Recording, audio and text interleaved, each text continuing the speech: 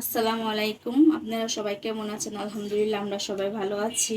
প্রতিদিনের মতো আজকে একটি নতুন ভিডিও শুরু করছি। আজকে শুক্রবার সকালবেলা নাস্তা বানানোর জন্য এখানে পেঁয়াজ আর কাঁচামরিচ কেটে নিয়েছি। এখানে একটা পাউরুটি নিয়েছি, সাথে 3টা ডিম নিয়েছি। আজকে ঝাল টোস্ট বানাবো সকালের নাস্তা। আর এখানে রং চা বসাইছি 1 হাঁড়ি আদা চা। এখন আমি টোস্টটা বানাই নিব। এখানে আমি লবণ দিয়েছি স্বাদ মতো, আর একটু লাগবে আমার।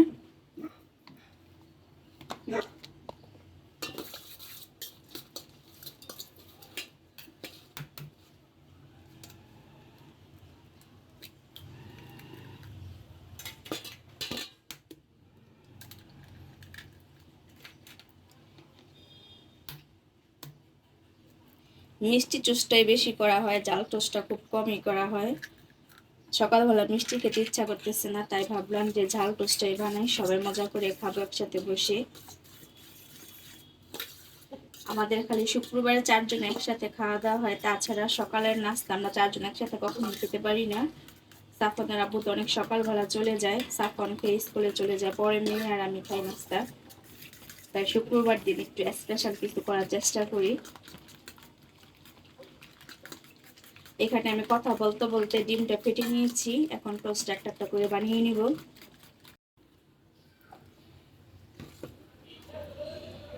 এখানে একটা ফ্রাই প্যান বসিয়েছি, ফ্রাই প্যানটা গরম করে নিয়েছি আর সামান্য অল্প তেল দিয়েছি। বিসমিল্লাহ।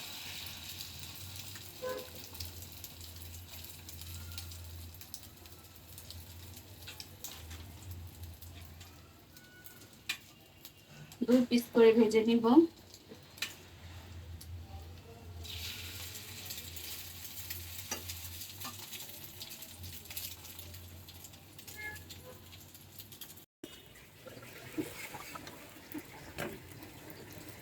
খুব অল্প গ্যাস, খুব সময় লাগতেছে। চাটা আমি আর আধা ঘন্টা আগে বসাইছি, এখন বলক চলে আসছে।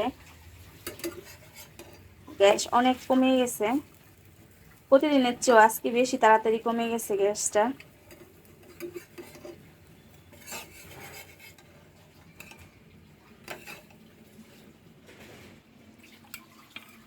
এভাবে আমি সবগুলা টোস্ট বানিয়ে নিব। এই যে আমাদের সকালের নাস্তা টোস্টগুলো আমি বানিয়ে নিয়েছি, আর এখানে 3 জনের জন্য রং চা নিয়েছি। এখন সকালের নাস্তাটা 4 জন মিলে একসাথে বসে খেয়ে নিব।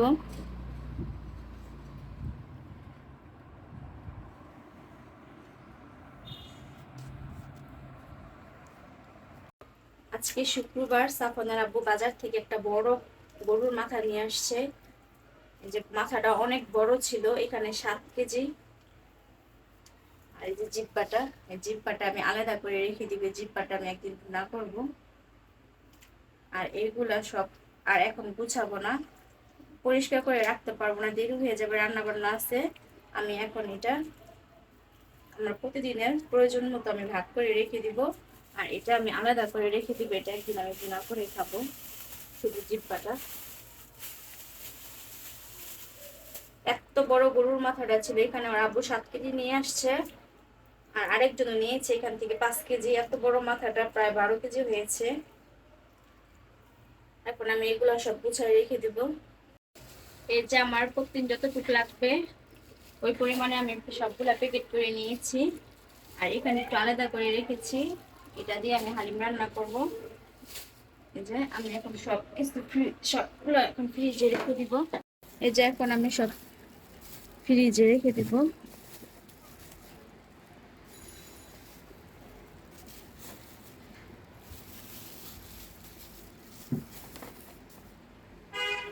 এই যে আমার রাখা শেষ হয়েছে, সবগুলো আমি গুছিয়ে রেখে দিয়েছি।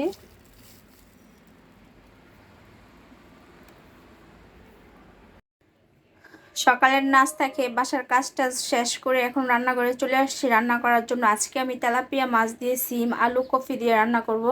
মাছটা আমি একটু হালকা ভেজে নিব। এখানে আমি একটা ভাজার জন্য কড়াই বসিয়েছি, পরিমাণ মতো তেল দিয়েছি। এখন মাছগুলো ভেজে নিব।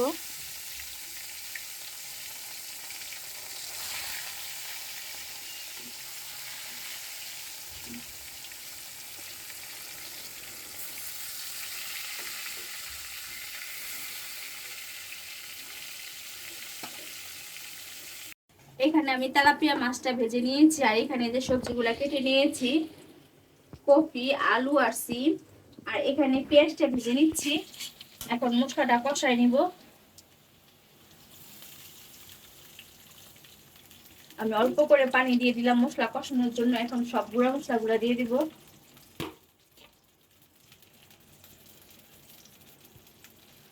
হলুদের গুঁড়া 1 টেবিল চামচ দিলাম।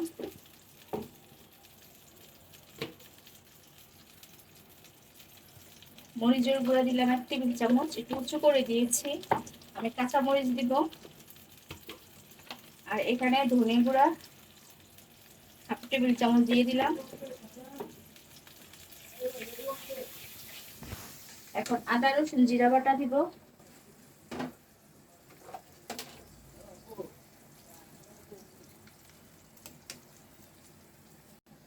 এখন জিরা বাটা দিয়ে দিব। আমি 1.5 টেবিল চামচ জিরা বাটা দিলাম। এখন আদা বাটা দিব, আদা রসুন বাটা।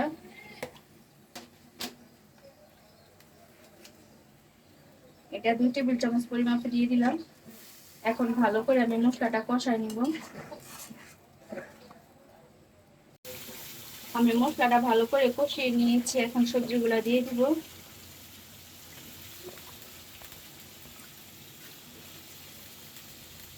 আমি এখন অল্প করে লবণ দিয়ে দিব।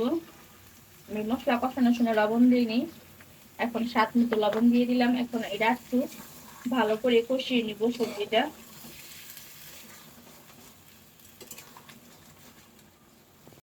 এখানে ফুলকপি আর সিমটা কষিয়ে নিয়েছি। কড়াইতে দিলে মাছ দিলে হবে না, তাই আমি কড়াইটা চেঞ্জ করে হাঁড়িতে দিয়ে দিব।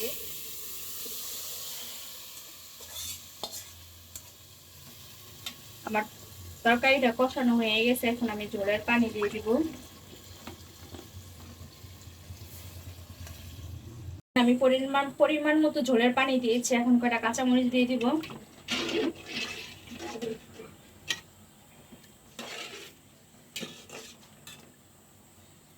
এখন উপরে আমি মাছগুলা দিয়ে দিব, ভিজে রাখা মাছগুলা।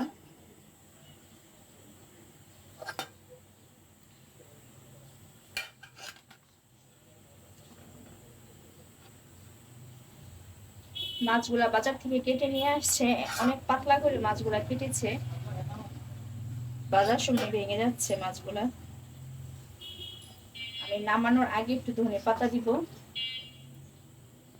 এখানে আমাদের মাছের তরকারিটা হয়ে গেছে। নামানোর আগে আমি একটু বেশি করে ধনে পাতা দিয়েছি। আর এখানে অফ ক্যামেরায় আমি লাল শাকটা রান্না করে নিয়েছি। আজকে শুক্রবার, আমাদের দুপুরে রান্না বান্না লাল শাক আর তেলাপিয়া মাছ রান্না করেছি। এই শাকটা হয়ে গেলে নামায়া তারপর ভাতটা বসাই দিব। পাশাপাশি আমি রান্নাঘরটাও ক্লিন করে নিয়েছি, যে প্লেট বাসন যা ছিল সবকিছু পরিষ্কার করে ধুয়ে নিয়েছি। এখন শুধু ভাতটা হলেই দুপুরের খাবারটা গুছাই নিব।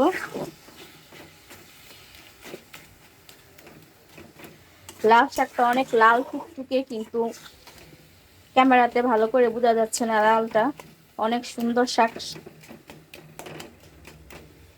সবসময় এরকম লাল শাক পাওয়া যায় না। লাল শাকটা টুকটুকে লাল, ক্যামেরাতে তেমন বোঝা যাচ্ছে না।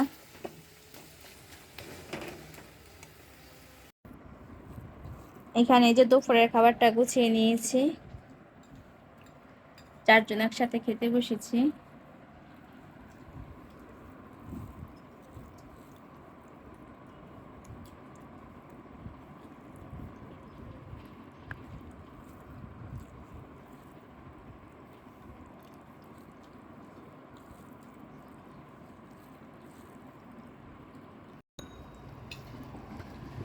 শাকটা খেয়ে এখন মাছের তরকারিটা নিয়েছি।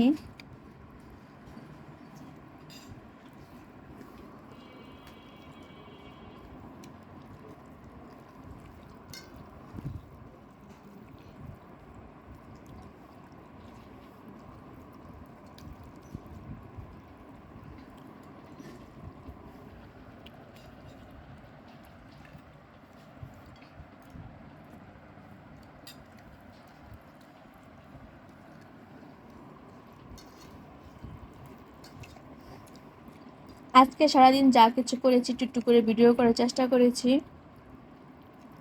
আমার ভিডিওটি যদি আপনাদের ভালো লাগে অবশ্যই আমার চ্যানেলটি সাবস্ক্রাইব করবেন, আমার পাশে থাকবেন। আর আজকের মতো ভিডিওটি এখানেই শেষ করবো। সবাই ভালো থাকবেন। আল্লাহ হাফেজ।